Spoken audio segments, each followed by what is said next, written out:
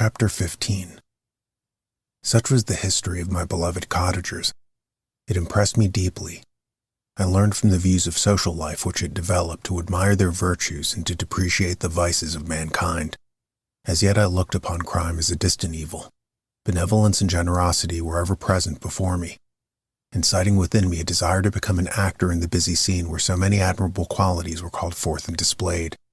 But in giving an account of the progress of my intellect, I must not omit a circumstance which occurred in the beginning of the month of August of the same year. One night during my accustomed visit to the neighboring wood where I collected my own food and brought home firing for my protectors, I found on the ground a leathern portmanteau containing several articles of dress and some books. I eagerly seized the prize and returned with it to my hovel. Fortunately, the books were written in the language, the elements of which I had acquired at the cottage. They consisted of Paradise Lost, a volume of Plutarch's Lives, and the Sorrows of Werther. The possession of these treasures gave me extreme delight. I now continually studied and exercised my mind upon these histories, whilst my friends were employed in their ordinary occupations. I can hardly describe to you the effect of these books. They produced in me an infinity of new images and feelings that sometimes raised me to ecstasy, but more frequently sunk me in the lowest dejection. In the Sorrows of Werther, besides the interest of its simple and affecting story, so many opinions are canvassed and so many lights thrown upon what had hitherto been to me obscure subjects that I found in it a never-ending source of speculation and astonishment. The gentle and domestic manners it described, combined with lofty sentiments and feelings which had for their object something out of self, accorded well with my experience among my protectors and with the wants which were forever alive in my own bosom. But I thought Werther himself a more divine being than I had ever beheld or imagined. His character contained no pretension, but it sank deep. The disquisitions upon death and suicide were calculated to fill me with wonder. I did not pretend to enter into the merits of the case. Yet I inclined towards the opinion of the hero, whose extinction I wept, without precisely understanding it. As I read, however, I applied much personally to my own feelings and condition. I found myself similar, yet at the same time strangely unlike to the beings concerning whom I read and to whose conversation I was a listener. I sympathized with and partly understood them, but I was unformed in mind. I was dependent on none and related to none. The path of my departure was free, and there was none to lament my annihilation. My person was hideous and my stature gigantic. What did this mean? Who was I? What was I? Whence did I come? What was my destination? These questions continually recurred, but I was unable to solve them. The volume of Plutarch's Lives which I possessed contained the histories of the first founders of the ancient republics. This book had a far different effect upon me from the Sorrows of Werther. I learned from Werther imagination's despondency and gloom, but Plutarch taught me high thoughts. He elevated me above the wretched sphere of my own reflections to admire and love the heroes of past ages. Many things I read surpassed my understanding and experience.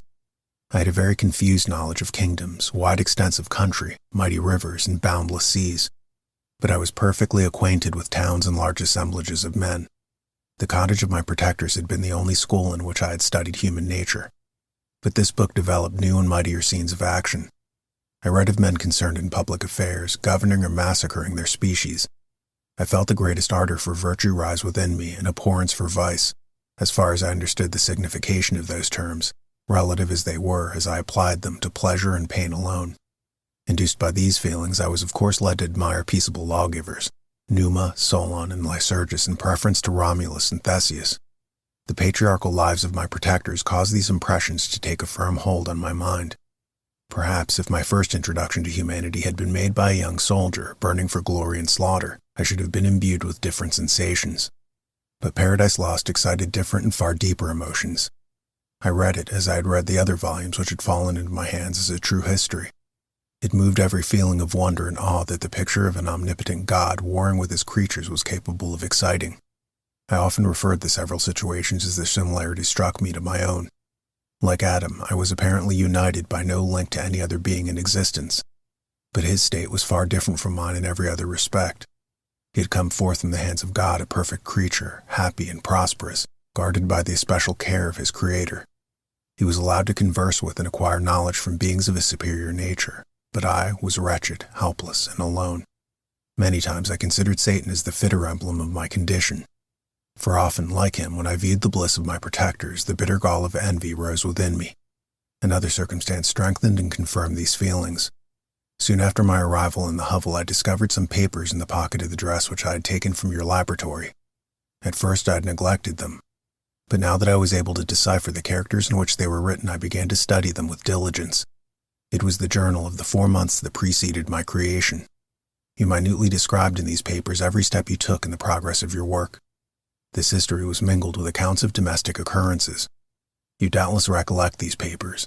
Here they are. Everything is related in them which bears reference to my accursed origin.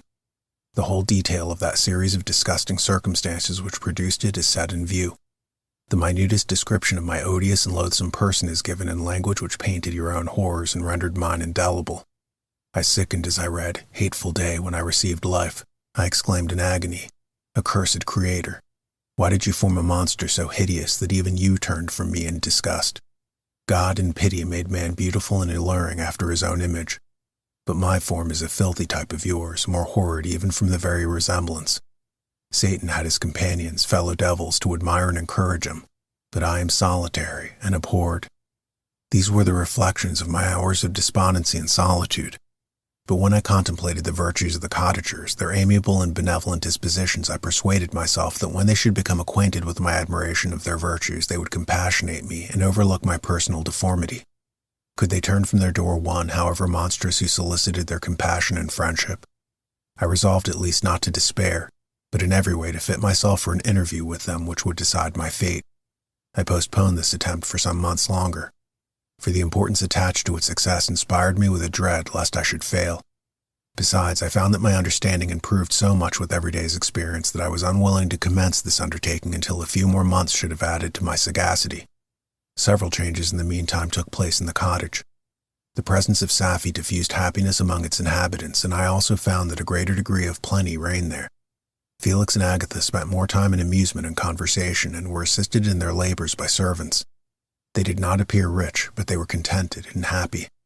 Their feelings were serene and peaceful, while mine became every day more tumultuous. Increase of knowledge only discovered to me more clearly what a wretched outcast I was. I cherished hope, it is true, but it vanished when I beheld my person reflected in water or my shadow in the moonshine, even as that frail image in that inconstant shade. I endeavored to crush these fears and to fortify myself for the trial which in a few months I resolved to undergo. And sometimes I allowed my thoughts, unchecked by reason, to ramble in the fields of paradise, and dared to fancy amiable and lovely creatures sympathizing with my feelings and sharing my gloom. Their angelic countenances breathed smiles of consolation, but it was all a dream. No Eve soothed my sorrows nor shared my thoughts. I was alone. I remembered Adam's supplication to his Creator, but where was mine? He had abandoned me, and in the bitterness of my heart I cursed him. Autumn passed thus. I saw with surprise and grief the leaves decay and fall, and nature again assumed the barren and bleak appearance it had worn when I first beheld the woods and the lovely moon. Yet I did not heed the bleakness of the weather. I was better fitted by my conformation for the endurance of cold than heat. But my chief delights were the sight of the flowers, the birds, and all the gay apparel of summer. When those deserted me, I turned with more attention towards the cottagers. Their happiness was not decreased by the absence of summer.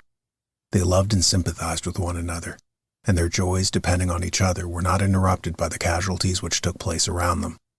The more I saw of them, the greater became my desire to claim their protection and kindness. My heart yearned to be known and loved by these amiable creatures.